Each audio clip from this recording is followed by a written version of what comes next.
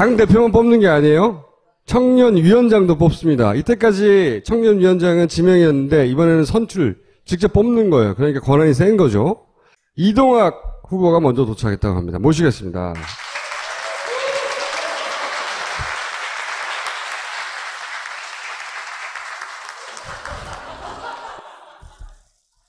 이거 김영란 법에 안 걸리나요? 이거 웬 훈제 계란이에요?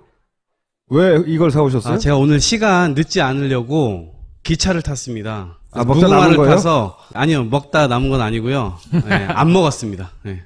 그러니까 그러면 남은 거잖아. 그러니까 옆에서 까라 그거지. 먹으려고 하다가. 말씀하실 이분은 나식인 분들이 읽으실 수도 있는데 더컷 유세단에서 활약을 하셨고 그보다 더 유명하게 된 사례는 노원에서 나는 친노 후보다. 황 후보 생각나십니까? 황 후보? 황창호 후보? 그 경선에서 패배하신 분이에요. 패배. 왜 정치를 시작하신 거예요? 왜? 고3 때 두발 자유라 운동을 했어요. 2000년도에. 여러분 다 아실지 모르겠지만 그때 일간지에서 매일 두발 자유라 운동 중고등학생들이 나서서 한다 이랬을 때 제가 대전에서 그 주동자였거든요. 대전 네. 주동자. 예. 예. 그래서 그걸 하다 보니까 선생님들하고 학생들하고 마찰이 일어나잖아요. 그게 잘 안 통하다가 어느 날 갑자기 공문이 딱 내려왔다고 하는데 선생님들이 학생들을 대하는 태도가 180도 달라진 거예요. 완전히 이제 우리 그럼 얘기를 해볼까? 이제 이렇게 태도가 바뀌신 거예요. 그래서 그걸 궁금해하고 공문이 도대체 어디서 내려온 것인가를 제가 한번 파봤어요. 물어. 보니까 정치인들이 그 결정을 내렸더라고요. 그래서 이야 정치 정말 멋있다. 예, 그때 관심을 갖기 시작했죠. 그게 첫 계기고. 예. 그러면 그렇게 생각할 수는 있지만 실제로 정치에 뛰어드는 건 또 다른 문제잖아요. 예. 구체적인 계기가 뭐예요?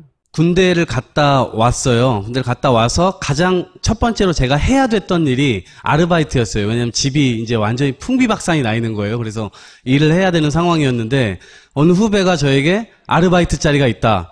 7만 원이다. 일하는 시간 3시간이다. 이것만 딱 얘기를 해주고 갔는데 의자를 나르는 아르바이트였는데 거기가 열린우리당 창당대회장이었어요. 아, 우연히? 예, 정말 우연히. 그래서 의자를 나르다가 어느 분의 연설을 들었어요. 새로운 세상을 만들겠다, 잘 사는 나라를 만들겠다, 막 이렇게 연설을 하시는데 그게 또 너무 멋있어 보이는 거예요. 그 자리에서 입당원서를 썼어요. 예. 굉장히 우발적으로. 네. 누구였어요, 그 연설하시는 분이? 누구신지 잘 기억이 안 나요. 네. 김명관 후보처럼, 후보라고 부를게요, 이 사안에선. 뭐랄까요, 이제 청년들이 저 사람처럼 되고 싶다고 하는 롤모델로 될 만한 그런 안정된 후보가 있잖아요? 셋 후보 중에. 굳이 본인이 왜 꼭 청년위원장이 돼야 됩니까? 대한민국에서 성공의 잣대를 우리가 그렇게 봐야 될 것인가에 대해서 저는 좀 의문이 있습니다. 예. 그 양반 세상은 성공한 걸로 보지만 나는 그렇게 보지 않는다. 저는 실패한 것인가? 전 그렇지 않거든요. 저는 돈을 많이 벌지 못했지만 대한민국이 앞으로 가야 될 방향은 넘버원의 이 흐름이 아니고 온리원, 자신만의 가치를 가지고 자신만의 성공 잣대를 갖고 그것을 이루면 자기는 언제든지 성공했다고 생각할 수 있는 그런 사회가 되어야 된다고 생각하거든요. 그런 차원에서 보면 더불어민주당이 제시해야 될 방향이 저는 제가 생각하고 있는 방향이 맞다고 생각합니다. 본인은 뭘 제시할 수 있어요, 그러면? 그러니까 자유로운 삶을 살 수 있어야 되는 거죠. 그래서 뭔가 이 타인과의 잣대를 계속해서 비교하고 내가 저 사람보다 돈을 적게 벌었으니까, 내가 저 사람보다 연봉이 적으니까 계속해서 이런 식으로 간다면 저는 계속해서 패배자가 양산되는 사회가 되지 않을까 싶어요. 지금 새누리당이 저는 그렇게 만들었다고 봅니다. 그거는 이해하겠는데 그거를 어필하는데 왜 본인이 가장 적합한 사람이죠? 일단은 두 가지인데요. 저는 이번 선거에 나온 이유가 청년위원회를 개혁하기 위해서 나왔거든요. 청년위원회를 개혁하지 못하면 아무런 역할을 하지 못하게 돼요. 결국 표의 확장이 저는 불가능하다 보는데 왜 개혁해야 되냐 보냐면 청년위원회가 뭘 했다는 얘기 들어보신 적 있으세요? 청년들을 대변했다는 얘기 들어보신 적 있으세요? 여태까지 국회의원들께서 많이 청년위원장을 하셨지만 도대체 왜 그게 안 됐을까? 그거를 이제는 한번 생각해 볼 필요가 있다. 왜 안 됐어요? 바쁘세요. 많이 바쁘세요. 그거는 본인의 역량과 관계없는 일이에요. 네. 아무리 의지를 갖고 있어도 의정활동 하셔야 되고 상임위 나가셔야 되고 출석하셔야 되고 그다음에 연말 되면 예결위 하셔야 되고. 그러면 국회의원들에 비해서 상대적으로 덜 바쁜 거 말고는 본인의 본인이 여기에 적임인 이유가 뭐예요? 적임인. 그 고민을 13년 동안 해왔어요. 내가 저 자리 가면 내가 이거 해야지. 예. 입당 얻었을 때부터 청년위원장 자리를 노렸다고요? 이제 그랬던 것은 아니지만, 끊임없이 이 당의 이 혁신을 위해서 활동을 했고, 그 다음에 제가 한 7년 걸렸지만, 아까 장경태 후보 이따가 나올 테지만, 이런 친구들과 함께 이 당에 없었던 대학생위원회를 7년을 걸려서 만들었어요.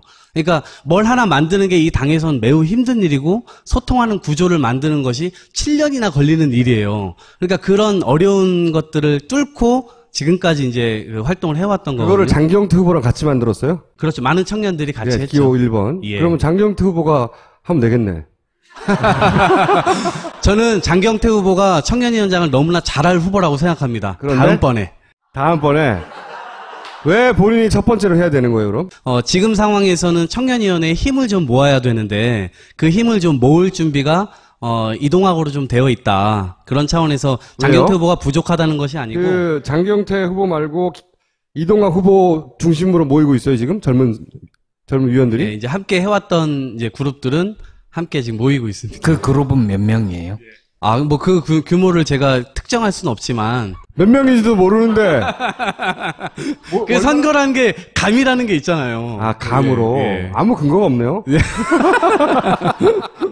그러면 꼭 본인만 할 수 있는 공약이 있어요? 꼭 본인만? 그러니까 저는 지금 청년 을지로라고 하는 공약을 내걸고 있거든요. 네. 그러니까 제가 총선 때 아시겠지만 덕헌 유세단 하면서 그걸 다 끝내고 정신적인 충격에서 이제 헤어나오면서 제가 하던 사업체를 접고 그다음에 하던 강연 다 접고 비로소 저는 자유의 몸이 됐어요. 흔히 전문 용어로 이제 백수라고 하죠. 그래서 제가 365일 24시간 청년 곁으로 가겠다. 그래서 내년 대선 때까지는 저의 인생을 내년 대선 집권 때까지는 한번 내놓겠다. 이런 결심을 지금 하고 있는 상황입니다. 백수기 때문에 시간이 많고 올인할 수 있다? 예, 이거요? 올인할 수 있다. 예, 그렇습니다. 나는 이 점에서 강점이 있어, 다른 후보보다. 예. 아마도 지금 제가 살고 있는 표면이 아마 대한민국 다수의 청년들이 살고 있는 삶을 제가 살고 있는 것이 아닌가 싶어요. 그러니까 뭐 예를 들어 아르바이트라든지 회사원이라든지 뭐 이런 지금의 현존하는 그런 삶과 부딪히면서 집을 어디다 구해야 되는지 월세를 얼마 내야 되는지 이런 걸 부딪히면서 저는 그것을 당에 가지고 와서 해결하려고 노력해왔던 청년이거든요. 내 문제가 곧 일반 청년의 문제하고. 그렇습니다. 그 문제가 그냥 저의 문제이고 그 문제를 과연 대변해 줄 수 있는 것인가를 볼 때 누가 더 절실할 수 있겠는가. 그냥 저가 청년이고 청년이 저인 모라일체의 상황이라는 거죠. 청년들이 더 민주를 좋아하나요? 전체 당원 중에 청년의 비율은 얼마나 되죠? 한 10만 명 정도의 청년 당원이 있습니다. 거기에서 청년 당원이면 45 이하? 45입니다. 예. 그리고 이제 이런 측면도 있는 것 같아요. 과연 이제 일반에서 생각할 때, 정당을 볼 때, 청년위원장의 얼굴이 어떤 것일까. 그리고 일반 청년들이 생각할 때, 한 당의 청년 대표라고 하면, 어떤 얼굴을 떠올릴까, 이제 이런 생각을 많이 해보잖아요. 근데 아마 우리 당이 조롱받고 있는 것 중에 하나가, 청년위원회가 45세까지라고 하는 것, 바로 이걸 거예요. 그래서 제가 40대 선배님들을 뭐 이렇게 비판하기 위한 점이 아니고, 열심히 해오셨지만, 청년위원회의 구성이 이렇게 되다 보니까, 특히 또 그 구성도 40대로 많이 치우쳐져 있어요. 아까 제가 서두에 말씀드렸듯이 그래서 20, 30대들이 겪고 있는 청년들의 문제가 청년위원회에서 논의될 수 없는 상황인 거예요. 그래서 저는 이걸 혁신하고 싶고 이걸 개혁하고 싶은 거죠. 왜냐면 저도 이게 웃기다고 생각하는데 청년을 45세까지로 잡아놓은 거예요. 35세가 아니라 혹은 뭐 39세가 아니라 45세면 어느 기준으로 보더라도 우리가 장년으로 부르지 청년으로 부르진 않잖아요. 총수도 준 청년이지. 그래서 당원 단계에 따르면 민주당의 당원 단계에 따르면 청년 그 다음에 노년이 되는 거예요, 그냥.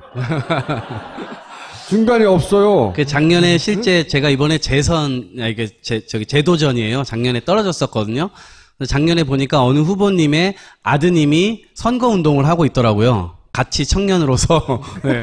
근데 잘 느끼는 거하고 잘 해결하는 건 별개의 문제예요. 네네. 그렇잖아요? 예. 그거에 대한 답은 있어요? 제가 한 5년 동안 이제 그 다준다 청년정치연구소라는 것을 운영을 했습니다. 거기에서 청년 문제를 실제 다루고 실제 우리 당 국회의원님들과 함께 여러 가지 그 이제 계속 간담회든 공청회든 강연이든 그런 것들을 수시로 계속해서 하면서 대안책들을 마련해내고 그런 것들을 이제 제시하기도 하고 그랬거든요. 근데 저는 이게 국회의원만이 해결할 수 있느냐? 저는 그건 아니라고 봅니다. 의지를 강력하게 가진 사람이 그 집행력과 실행력까지 가질 수 있는 것이라고 보거든요. 의지가 없으면 이것을 아무리 집행력이 있다 하더라도 그거를 실행할 수가 없고. 그럼 다른 사람은 의지가 본인보다 떨어져요? 제가 가장 강력하다고 저는 강력히 주장합니다. 무슨 근거로요? 제가 느닷없이 이번 선거에 나와가지고 그런 의지를 갖고 있습니다. 이렇게 얘기를 하는 것이 아니고 그렇게 그냥 살아왔기 때문에 그 제 삶을 통해서 증명을 좀 받고 싶은 거죠. 작년인가요? 이인영 의원을 네. 향해서 한 칼을 떴죠.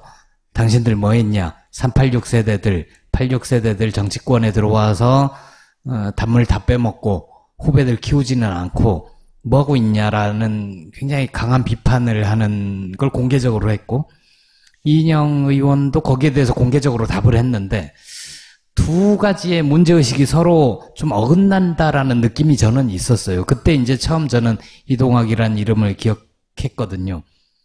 지금은 이인영 의원하고 사이가 좋은가요? 된 적이 없어가지고 예, 제가 따로 연락도 드리고 예, 하긴 했습니다. 네. 근데 꼭 본인이어야 된 이유가 어필이 되지는 않은 것 같은데. 그러니까 성과를 좀 가지고 있다 이렇게 봐주시면 좋을 것 같아요. 그 성과가 지난 동안 제가 20대 어렸을 때부터 정당에서 싸워오면서 단순히 순응했던 청년이 아니거든요. 그렇게 놓고 봤을 때 무언가 청년들이 이제는 이 헬조선이라고 하는 사회, 뭔가 판을 엎어야 되는 세상, 불평등이 계속해서 강화되고 있는데, 그냥 청년위원장 자리가 중요한 것이 아니라, 실제 청년위원회의 사상이나 가치나 이런 것들을 그렇게 만들 수 있을 때, 전체적으로 당의 역량이 올라가는 거잖아요. 근데 저는 그런 흐름들을 거부하지 않고 여태까지 그렇게 싸워왔고, 그 싸워온 것들을 토대로 해서 당원들을 규합하고 있고, 그 당원들과 함께 그 동력을 충분히 가질 수 있는 후보다, 이런 말씀 드리고 싶습니다. 이번 대선의 키워드는 뭐예요? 본인이 보기에? 저는 불평등이라고 생각해요. 지금 한국 사회가 가지고 있는 불평등. 그 불평등 앞에 뭐가 있냐면 불공정이 있어요. 그러니까 기회가 제대로 주어지지 않고 있는 거죠. 근데 그 기회가 주어지지 않고 있다는 측면이 결국 불평등으로 발전하고 이게 가진 자들은 계속해서 가지게 되고 가진지 못한 자들은 그 가질 기회조차 얻지 못하고 있는 거죠. 그래서 그 불평등을 해소하는 것이 이번 대선의 키워드가 될 것이다. 예, 그래서 결국에는 가진 자들의 양보를 끌어낼 수 있어야 하고 그 다음에 이 성남 민심 이런 것들도 결국 부드럽게 대한민국이 한 발짝 나아갈 수 있는 그런 통합의 대선으로 만들어야 되지 않을까 이런 생각을 갖고 있습니다. 그러면 그런 불평등 이슈를 가장 잘 그 전면에 내세워서 어필할 수 있는 자당의 후보가 누굽니까? 그 말은 당신은 누구 편이냐 그 얘기를 묻는 거 아니에요. 그러면 이런 거 어때요? 지금 지지율은 문재인 1위인데 예, 근데 이렇게 문재인이 그냥 쭉 그냥 무난하게 대선 후보가 되면 또 그냥 무난하게 져버린다. 이런 식의 표현이 있어요. 예. 정치권 회자되고 있고. 그리고 그게 일정 정도 진실이 담겨 있어요, 거기에. 이 문제는 어떻게 보십니까? 지난번 대선 때 실제 문재인 청년 특보를 했고 거기서 제가 청춘 노가리라고 하는 막 방송 운영하면서 그 열심히 선거운동을 했는데 실제 당력이 총동원돼서 붙질 않았던 선거였어요. 예. 그러니까 어느 지역에 가니까 유세차가 놀고 있어요. 가가지고 전화로 부르니까 음악도 안 틀은 채 그냥 차만 이렇게 덜털털털 혼자 오는 상황이었거든요. 예, 그런 상황들을 보다 보니까 아 이렇게 선거를 하면 우리가 질 텐데 그런 생각을 현장에서 했었다고요, 제가. 예. 근데 이번 대선만큼 전 그렇게 만들고 싶지 않다. 그러면 제가 할 수 있는 역할은 무엇이냐, 이 당에서. 그런, 지난번 선거처럼 그렇게 방송 진행하고 이게 아니라 청년위원회의 역량, 지난번 선거 때 청년위원회가 선거 때 갑자기 막 조직돼가지고 정책 내고 막 이랬거든요. 그거는 표에 도움이 되는 행위가 아니에요. 그래서 1년 반 동안 지금부터 역량을 최대한 모을 수 있는 한도로 좀 모아내고 그걸 토대로 해서 선거에 당력이 총 집중될 수 있도록 제가 그런 역할을 좀 해보고 싶다. 이런 말씀. 이게 제 질문은 뭐냐면 비껴나가서 답변을 좀 드리고 싶습니다. 네. 이렇게 당이 지나치게 친문 성향이 되어서 당이 문재인을 쉽게 대선 후보로 뽑아버리고 나면 예. 너무 취약하다. 네. 후보가 너무 쉽게 돼서 경쟁을 통해서 더 강해지고 뭐 흥행도 돼야 되고 하는데 네. 그러지 않는 거 아니냐. 저는 그거는 일정 부분 인정할 수밖에 그럼 없는 어떻게 해결해야 부분이지 돼요, 않을까 그걸? 싶어요. 그래서 경선이라고 하는 파일을 좀 키울 필요가 있겠다. 공정하게 키울 필요가 있고 어떤 경선 룰로 해도 전 문재인 대표님이 이기신다고 생각합니다. 네, 이기신다고 생각해요. 그런 측면에서 볼 때 많은 사람들이 이 경선판에 들어와서 그것을 수긍할 수 있게끔만 해주면 그리고 만약에 지난번 대선처럼 누군가 돕지 않는 모습을 보일 때는 그분이 정치적으로 책임을 져야 된다라고 하는 것은 분명히 우리가 못 받고 출발을 해야 되거든요.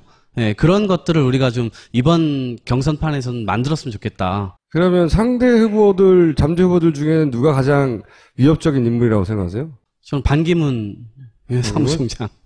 김무성, 글쎄요. 오세훈, 유승민. 다음에 아주 훌륭하신 후보로 새누리당에서 만들어주시면 그런 뭐 가능성이 있지 않을까.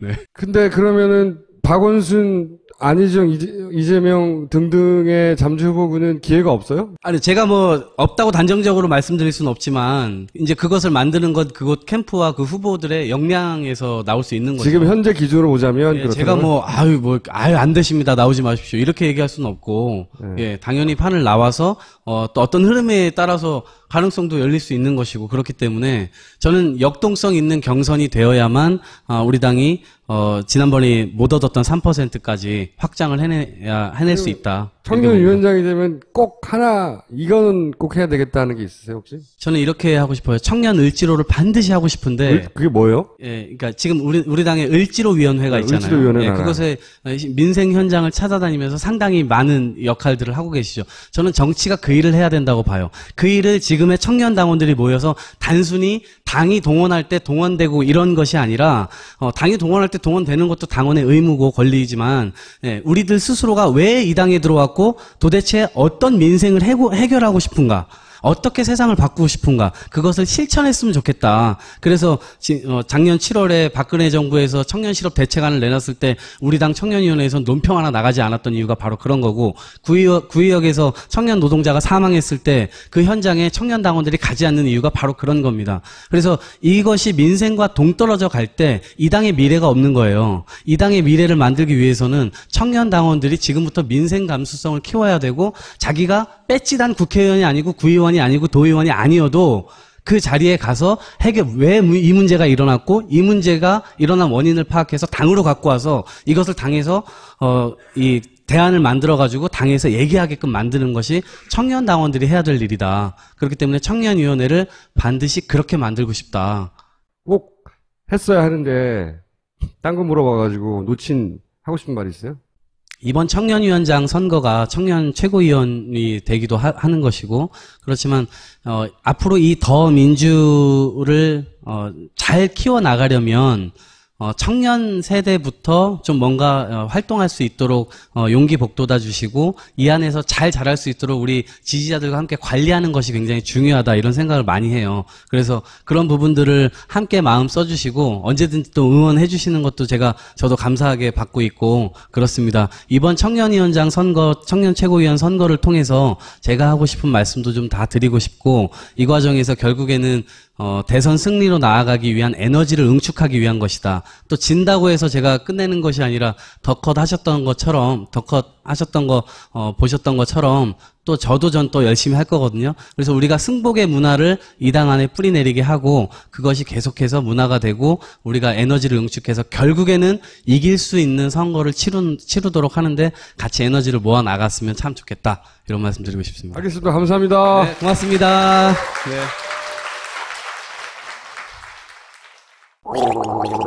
엄마! 가글 했는데 입에서 뭐가 나왔어! 그거 올리덴탈 체크 가글이라 그런겨. 지금 쓰고 있는 가글 사용 후 확인해 보셨나요? 무색소, 무알콜, 무계면 활성제의 올리덴탈 체크 가글은 쉽게 나온 입안의 이물질을 눈으로 확인할 수 있습니다. 딴지마켓에서 판매 중입니다. 라고 생각할 수 있는 그런 사회가 되어야 된다고 생각하거든요. 그런 차원에서 보면 더불어민주당이 제시해야 될 방향이 저는 제가 생각하고 있는 방향이 맞다고 생각합니다. 본인은 뭘 제시할 수 있어요, 그러면? 그러니까 자유로운 삶을 살 수 있어야 되는 거죠. 그래서 뭔가 이 타인과의 잣대를 계속해서 비교하고 내가 저 사람보다 돈을 적게 벌었으니까, 내가 저 사람보다 연봉이 적으니까 계속해서 이런 식으로 간다면 저는 계속해서 패배자가 양산되는 사회가 되지 않을까 싶어요. 지금 새누리당이 저는 그렇게 만들었다고 봅니다. 그거는 예. 이해하겠는데 그거를 어필하는데 왜 본인이 가장 적합한 사람이죠? 일단은 두 가지인데요. 저는 이번 선거에 나온 이유가 청년위원회를 개혁하기 위해서 나왔거든요. 청년위원회를 개혁하지 못하면, 아무런 역할을 하지 못하게 돼요. 결국 표의 확장이 저는 불가능하다 보는데, 왜 개혁해야 되냐 보냐면, 청년위원회가 뭘 했다는 얘기 들어보신 적 있으세요? 청년들을 대변했다는 얘기 들어보신 적 있으세요? 여태까지 국회의원들께서 많이 청년위원장을 하셨지만, 도대체 왜 그게 안 됐을까? 그거를 이제는 한번 생각해 볼 필요가 있다. 왜 안 됐어요? 바쁘세요. 많이 바쁘세요. 본인은 그거는 본인의 역량과 관계없는 일이에요. 네. 아무리 의지를 갖고 있어도 의정활동 하셔야 되고 상임위 나가셔야 되고 출석하셔야 되고 그 다음에 연말 되면 예결위 하셔야 되고. 그러면 국회의원들에 비해서 상대적으로 덜 바쁜 거 말고는 본인이 여기에 적임인 이유가 뭐예요? 적임인. 그 고민은 13년 동안 해왔어요. 내가 저 자리 가면 내가 이거 해야지. 예. 입당 얻었을 때부터 청년위원장 자리를 노렸다고요? 이제 그랬던 것은 아니지만, 끊임없이 이 당의 이 혁신을 위해서 활동을 했고, 그 다음에 제가 한 7년 걸렸지만, 아까 장경태 후보 이따가 나올 테지만, 이런 친구들과 함께 이 당에 없었던 대학생위원회를 7년을 걸려서 만들었어요. 그러니까 뭘 하나 만드는 게 이 당에선 매우 힘든 일이고 소통하는 구조를 만드는 것이 7년이나 걸리는 일이에요. 그러니까 그런 어려운 것들을 뚫고 지금까지 이제 활동을 해왔던 거거든요. 그거를 장경태 후보랑 같이 만들었어요? 그렇죠. 많은 청년들이 같이 했죠. 기호 1번. 예. 그러면 장경태 후보가 하면 되겠네. 저는 장경태 후보가 청년위원장을 너무나 잘할 후보라고 생각합니다. 그런데? 다음번에 왜 본인이 첫 번째로 해야 되는 거예요, 그럼? 지금 당 대표만 뽑는 게 아니에요. 청년위원장도 뽑습니다. 이때까지 청년위원장은 지명이었는데 이번에는 선출, 직접 뽑는 거예요. 그러니까 권한이 센 거죠. 이동학 후보가 먼저 도착했다고 합니다. 모시겠습니다.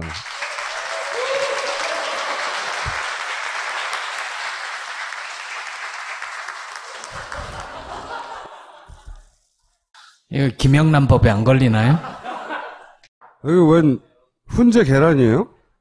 왜 이걸 사오셨어요? 제가 오늘 시간 늦지 않으려고 기차를 탔습니다. 먹다 남은 거예요? 타서, 아니요, 먹다 남은 건 아니고요. 네, 안 먹었습니다. 네.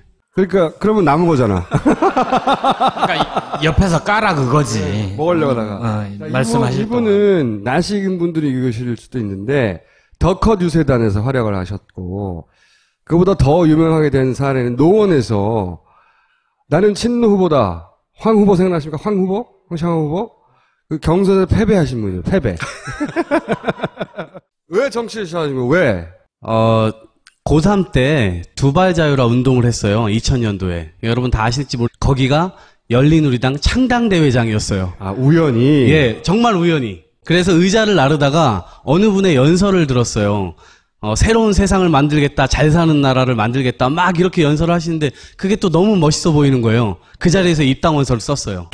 예. 굉장히 우발적으로. 네. 누구였어요, 그 연설하시는 분이? 누구신지 잘 기억이 안 나요. 네. 김명관 후보처럼, 후보라고 부를게요, 이 사안에선. 뭐랄까요, 이제 청년들이, 저 사람처럼 되고 싶다고 하는 롤모델로 될 만한 그런 안정된 후보가 있잖아요? 셋 후보 중에. 굳이 본인이 왜 꼭 청년위원장이 돼야 됩니까? 대한민국에서 성공의 잣대를 우리가 그렇게 봐야 될 것인가에 대해서 저는 좀 의문이 있습니다. 예. 그 양반 세상은 성공한 걸로 보지만 나는 그렇게 보지 않는다. 저는 실패한 것인가? 저는 그렇지 않거든요. 저는 돈을 많이 벌지 못했지만 대한민국이 앞으로 가야 될 방향은 넘버원의 이 흐름이 아니고 온리원, 자신만의 가치를 가지고 자신만의 성공 잣대를 갖고 그것을 이루면 자기는 언제든지 성공했다 모르겠지만 그때 일간지에서 매일 두발자유라 운동 중고등학생들이 나서서 한다 이랬을 때 제가 대전에서 그 주동자였거든요. 대전 주동자. 예. 예. 그래서 그걸 하다 보니까 선생님들하고 학생들하고 마찰이 일어나잖아요. 그게 잘 안 통하다가 어느 날 갑자기 공문이 딱 내려왔다고 하는데 선생님들이 학생들을 대하는 태도가 180도 달라진 거예요. 완전히 이제 우리 그럼 얘기를 해볼까? 이제 이렇게 태도가 바뀌신 거예요. 그래서 그걸 궁금해하고 공문이 도대체 어디서 내려온 것인가를 제가 한번 파봤어요. 물어. 보니까 정치인들이 그 결정을 내렸더라고요. 그래서 이야, 정치 정말 멋있다. 예, 그때 관심을 갖기 시작했죠. 그게 첫 계기고. 예. 그러면 그렇게 생각할 수는 있지만 실제로 정치에 뛰어드는 건 또 다른 문제잖아요. 예. 구체적인 계기가 뭐예요? 군대를 갔다 왔어요. 군대를 갔다 와서 가장 첫 번째로 제가 해야 됐던 일이 아르바이트였어요. 왜냐면 집이 이제 완전히 풍비박산이 나 있는 거예요. 그래서 일을 해야 되는 상황이었는데 어느 후배가 저에게 아르바이트 자리가 있다. 7만 원이다. 일하는 시간 3시간이다. 이것만 딱 얘기를 해주고 갔는데 의자를 나르는 아르바이트였는데